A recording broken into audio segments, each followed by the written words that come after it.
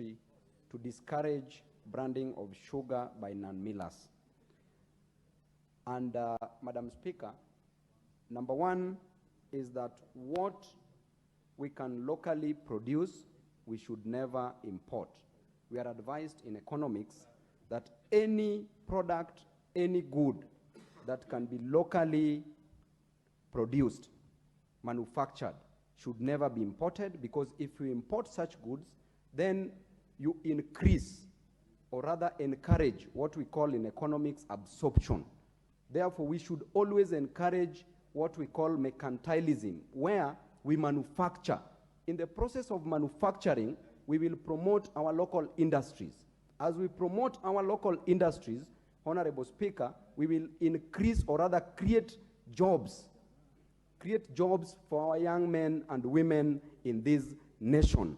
Honorable Speaker, this is a nation where we don't appreciate our local industry, and that is the only way we can grow economically.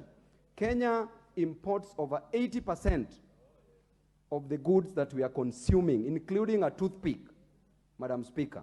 Therefore, it is so sad for us to promote other foreign economies, because this money will leak. There will be leakages into other economies.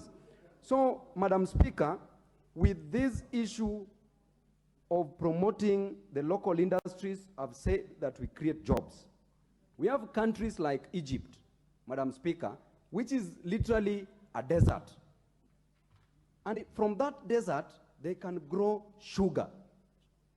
They can grow sugarcane, and we get sugar from them. We import sugar from them. While in Kenya, we have the best land, the best parcels of land.